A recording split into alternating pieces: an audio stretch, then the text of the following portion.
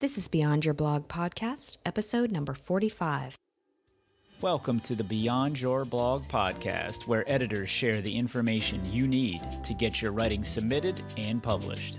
If you want to get paid for your words or have attention-seeking behavior like the host, then this is the show for you.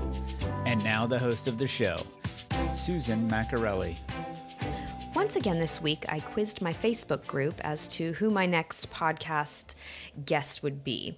I asked them to guess the site every week. So by the way, if you're interested in joining the Facebook group, the name is Beyond Your Blogger, so please join us. We share submission opportunities and tips. We answer any questions that you might have about specific sites that accept writing submissions. And we have a daily thread where you can share your work that's been published someplace other than your personal blog. The hints I gave for this week's podcast guest site were, number one, they have a fairly new payment scale model. Number two, I have never been published there yet, but some of you have.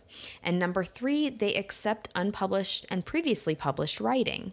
Allison Tedford had the correct guess and is actually has been published several times by the site The Indie Chicks, which was the correct answer for the site my guest is from.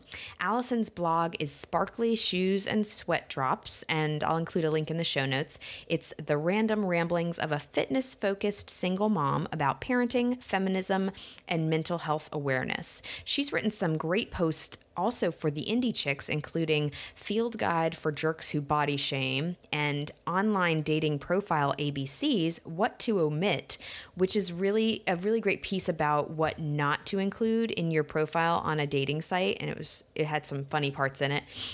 Letter D is my favorite if you read it yourself. I'll put the links in the show notes. I thought the timing for my interview with Julie at the Indie Chicks was great when I saw some exciting new changes in their writers newsletter a few weeks ago, so we'll share that all in this interview. Today our guest is Julie Zantopoulos, Vice President and Editor-in-Chief at the Indie Chicks. You'll also find Julie's writing featured on the site, and I love the writer's bio that she has up on the site, so I wanted to read it here in my little intro. Julie's a lifelong writer, lover of music, the louder the better, and whiskey. She's a Flyers fan and proud nerd for anything Lord of the Rings, sci-fi, or young adult lit. She loves talking to all the contributors and readers, so don't be shy about adding her or reaching out. Welcome, Julie. Thank you so much for having me. You know, I had written that down to read probably a week or so ago and forgotten, and then I was reading it over today to make sure that I wouldn't stumble, and I looked on my bedside table and The Hobbit is sitting there, so we'll get along just fine. Fantastic. Yeah. I love it. So I love the Twitter description of the site, The Indie Chicks. It reads as a self-empowerment magazine that aims to develop and empower a woman's inner badass. So tell us more about that and the type of content that actually translates to for your site. Absolutely. That's kind of a tagline that's evolved as we have. I'm sure it'll take on a lot of new different lives as well.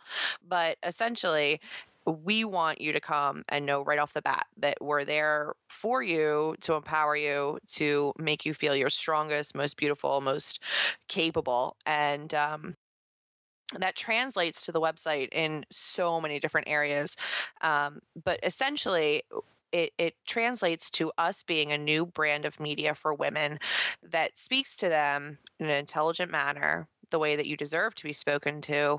We're not going to tell you what's wrong and what's broken and what to fix. We're going to let you know that you are absolutely 100% capable of leading the best, most empowered, most amazing life possible, and then giving you content and tools and tips for getting there, as well as a community that embraces you, that you can talk to along the way.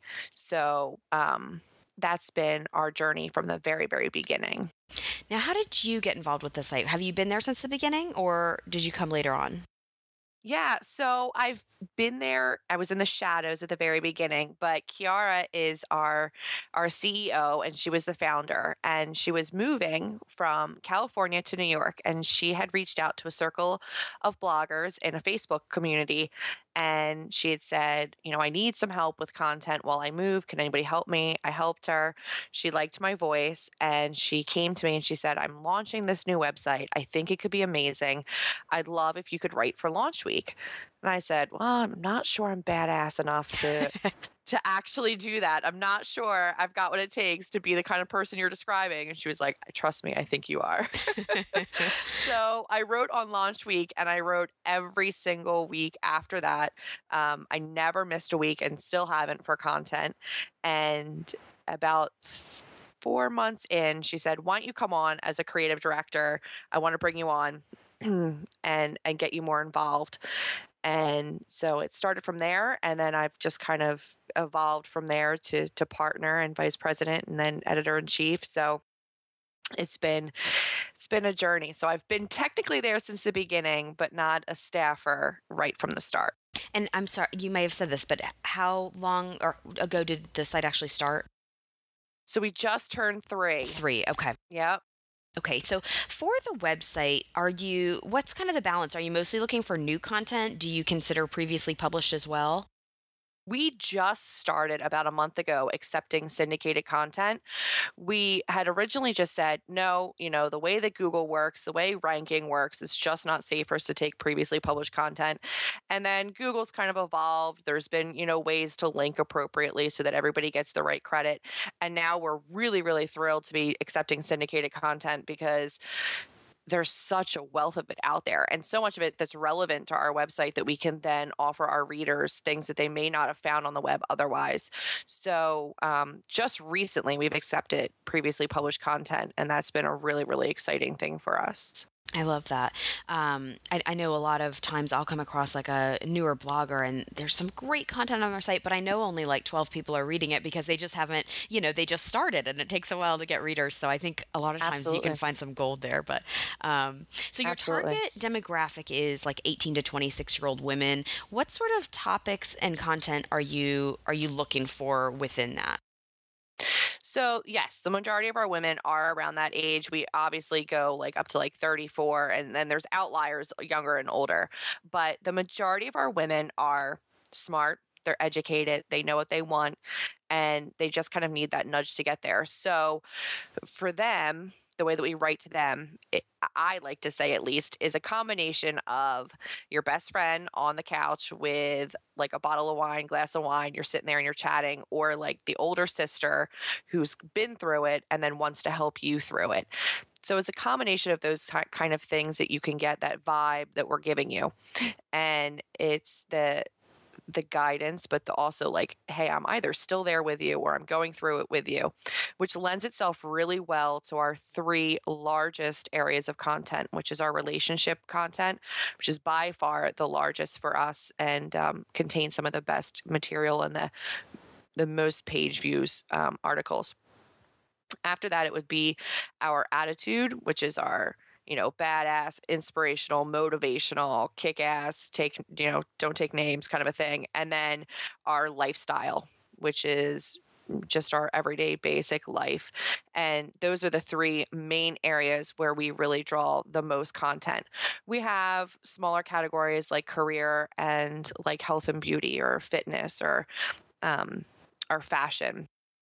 Gotcha. But really, those are growing, and we still absolutely have contributors to those, but the largest one is our relationships, followed by attitude and lifestyle. I was just looking at some of the things you'd written, and I noticed a lot of the relationship stuff, some really catchy titles. It was hard for me to like go through that without just like stopping to read way too much today.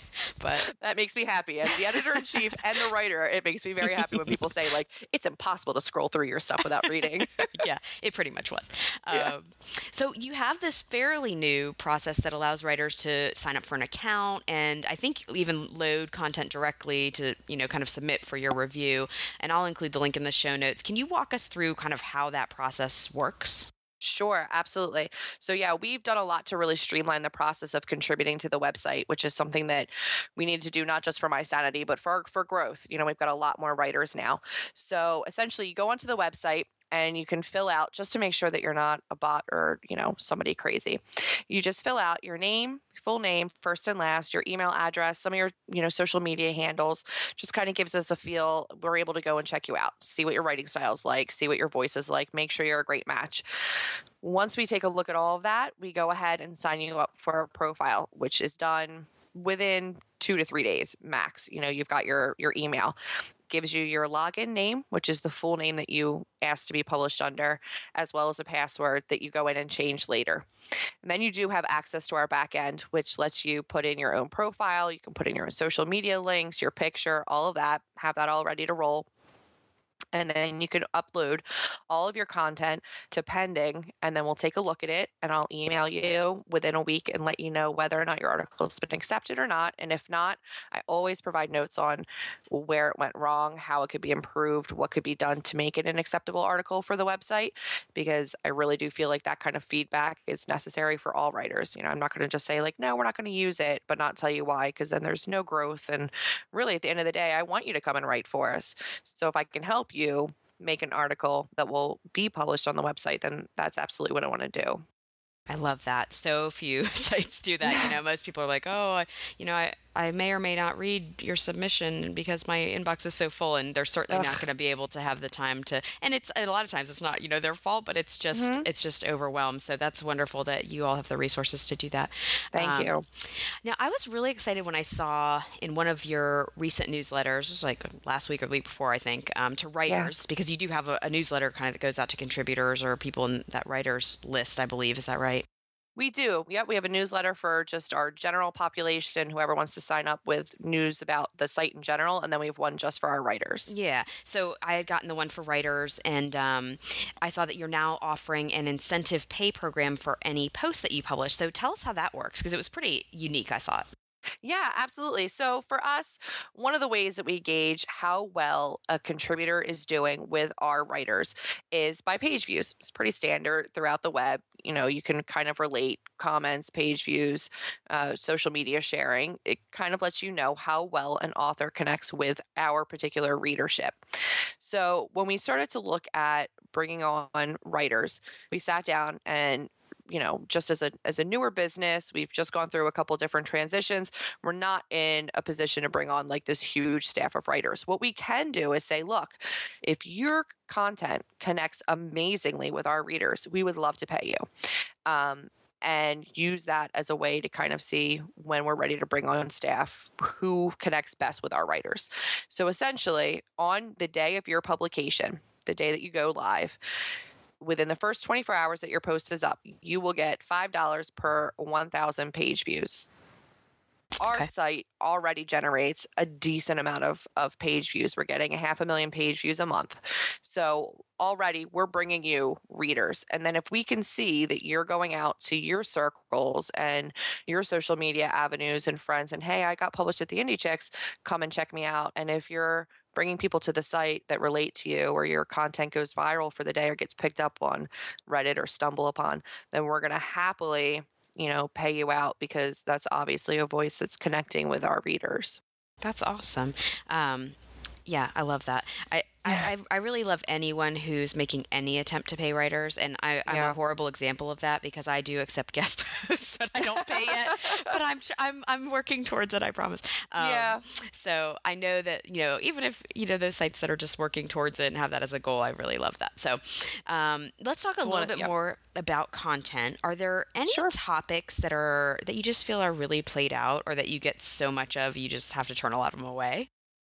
Oh my gosh. For a while there, 50 Shades, like any article that hit my inbox, because at the end of the day, we have interns. I have a great little staff of editorial that have gone from interns to actual editorial staff, but it's small. So it's my 3 business partners. I've got 2 editorial assistants, and then our interns change every semester. So no article goes live that I haven't read first. I still screen everything. I still read everything. I'm still the one that, that will contact you with all of your login information. So I'm still very much on the front lines. And when those things hit my inbox and it was like 50 shades of this and 50 shades of that, I was like, I will scream at the next, like, I just will lose it. I can't. I just can't. Other than that, the only thing that we really turn away for the most part is we get a lot of indie artists and indie, we're indie as an independent, but we get a lot of like musicians and like fun. And I'm like, yeah, that's not, I understand how you ended up at our place. asking for publication, but that's not what we actually do. Clearly, you did not read very farther Yeah. than the title of the site. No, clearly you didn't get too far. So, I'm sorry. Go other ahead. no. Other than that, we really try to work with people. The long, like personal tales we found don't do as well. It's hard to get readers engaged in something that is about an author they don't know yet. So, in terms of that, the long, like personal tales, woe or accomplishment or whatever, we try to spin into more of an advice or tips for dealing with this kind of a hardship instead of this long, a personal tale. So there's always ways that we can work with it. So I try not to, shut down anybody cold. There's always ways to make it work. Is there like a ideal word count? Yeah, for us, we still are a long content site. So the majority of our articles are 900 to 1200 words. And unless it's a trending topic or, a fun little piece that can kind of run from about 700 to 900, the majority are still 900 to 1200. Now, we talked about, pieces that maybe are overdone. What about like topics that you're like jumping up and down when you get one because they're few and far between? Anything like that you can think of? Well, you know what? I think right now we're trying to do a little bit more of the fun pieces. And I'm not going to say that it's, the clickbait or, one picture per page or anything like that. But for a long time, we've had a lot of very in-depth and heavy content, which we love. We love providing that. But we want a little bit of fun and a little bit of life, coming back to the website. So when we get a younger writer who's like, hey, can I write about these amazingly strong women on this television show that nobody knows about and everybody should be watching? I'm like, yes, please. That would be great. And then other than that, I love hearing people's, success stories or hearing them share themselves, little pieces of themselves in articles that are quality, relevant material for our readers. So it's advice and tips that they can implement in their own lives, but with examples from these amazingly strong women. And I never get tired of that. There's very little on our website that I'm like, oh, I published it because I think other people would like it, but I don't. Like, I love everything that goes up. So yeah. Now, how quickly after somebody submits should they like expect to hear back either a yes or a no? Yeah. So I am a stickler for it because I hate being left in the cold. When I was a solo blogger, being left in the cold is like the worst. And I get that. So within a week, you should have an answer. And if you don't have an answer, I'm human and my inbox is just as flawed as everybody else's.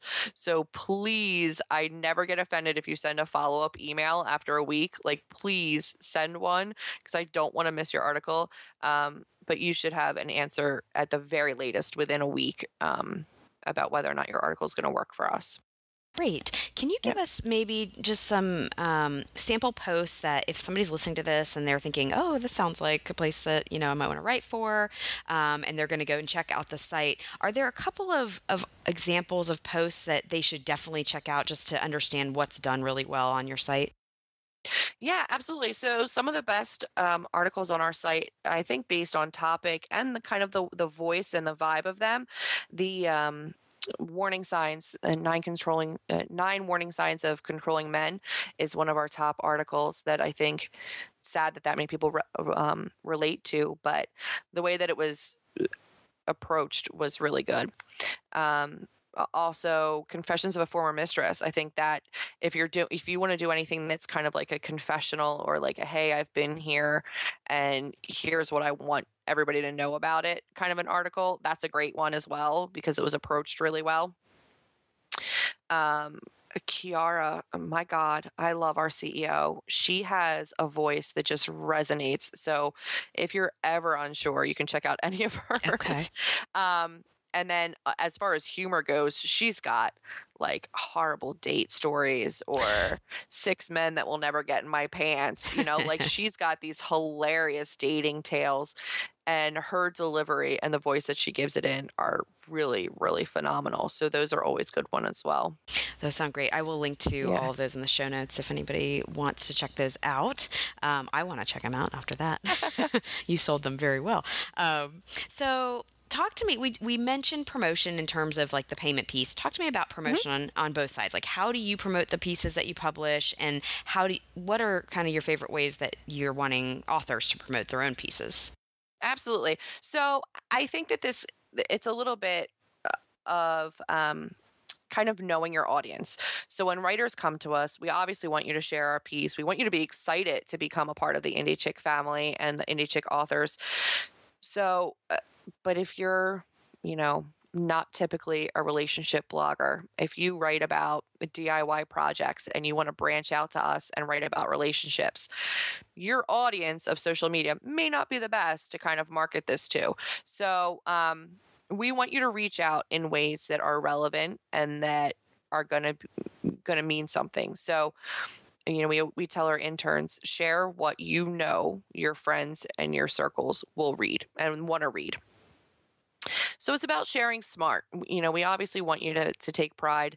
Even if people don't come, just say, hey, like, guys, I'm really excited. I'm at the Indie Chicks. Come check me out. 9 times out of 10, even if it's not like up their alley, they're going to show up anyway. And that's phenomenal because everybody, we want everybody that comes and guest writes at our website to have a positive experience. So from that standpoint, as much as you're comfortable sharing, we want you to share. You should be excited to be there. We're excited to have you. So we want you to be excited to be there. And then from our standpoint, everything that gets published on our website goes out to our Twitter feed, which is growing more and more every day. And we're really excited about that. So those go out. And the majority of our articles that go out onto Twitter get, retweeted and favorited, and phenomenal, the chain that we can follow through Twitter of who shares. Yeah. And then we will if we see an article do really well and really connect with our readers, we might do a Facebook promoted post so that people can see it more, so that we can really make sure that people's eyes are on it and it's showing up in feeds. If we see that it's an article that's really hitting hard, we're on Google Plus. We'll stumble it. We'll put it on Reddit. So we're doing our part from all of our social media angles to really make sure your article is being seen by the people that follow us. And we work really hard internally at growing all of our Indie Chicks social media accounts as well, which is a lot to keep up with when we've got personal brands and business brands. But we work really hard to respond to people on Facebook, to respond to people on Twitter, to not just let something go by and be like, oh, that's great, they messaged us. Like, we respond. So growing those social media platforms to then share your articles to. We've built relationships with our social media following so that when we do share things, they know it's valuable. So we make sure that our articles go out on all of those platforms as well. Great. Now, just looking at, say, between now and the end of the year, what's kind of next for you and the Indie Chicks? Well, I think that internally, all of us have our own little projects. So my business partner, Crystal's working on a book. I know my business partner, Kiara, is working on a book. I'm personally working on a book. So we're all writers at heart. So we're all working on our own projects. For the Indie Chicks ourselves, I think we're really, really looking to grow the website, to make sure that we're bringing in quality, amazing, amazing writers.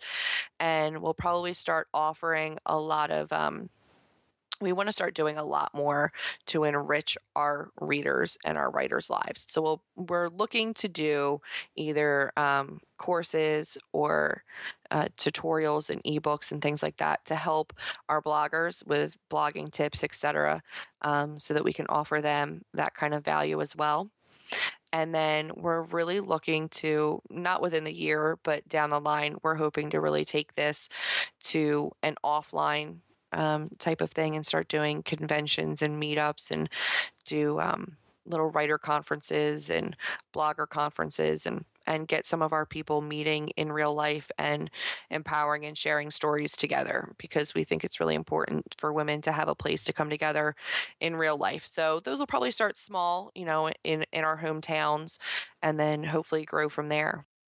That's great. I know, I talk to people that blog and write for all different sites. And one of the things that's important to a lot of people, and I'm sure you're aware of this and why you're doing it, but is that, do they foster like a writing community amongst contributors? And some places don't at all, that just doesn't exist. But, in other cases, there's the Facebook group, and I know you all have that, or there's, other things. And that just sounds really awesome what you're planning to do. So thank you so much, Julie. It was really fun getting all the scoop from you. And I've been on that writer's mailer list for a while, and I've definitely seen some of the great changes that you're talking about. So it's definitely, it's great to hear from you and be able to share that with my audience of bloggers who are all, eager to get their work published and probably on sites like yours. So thank you so much. Oh, I appreciate it so much. And in relation to that, the Facebook group, it is open to all writers and all bloggers. So I'm sure you can link the Facebook group, but it's not just for our personal contributors. We love that, but it really is a resource and a community of writers and bloggers in general that are there to support one another. And it's not just exclusive to our people who have already contributed to us. So, and we really do want everybody to feel like they're, they've kind of found a home and a community that gets them, because it's hard sometimes when you're isolated on the web, so we definitely want to foster that. That's great. I will link to that in the show notes too. So anybody that wants to join the Facebook group, but thanks so much again for your time, Julie. Oh, thank you. I appreciate it. I really do. Thanks for listening. The show notes for this episode, which contain all the great links and resources that we covered, can be found at www.beyondyourblog.com/45. Be sure to subscribe to our podcast on iTunes to catch future episodes of Beyond Your Blog, and check out the ones you may have missed. I'd love for you to leave us a rating and review on iTunes as well. It helps give us better visibility among all the other podcasts out there. Oh, and email me anytime with feedback or suggestions for future guests at susan@beyondyourblog.com. I love to hear from listeners. Cheers.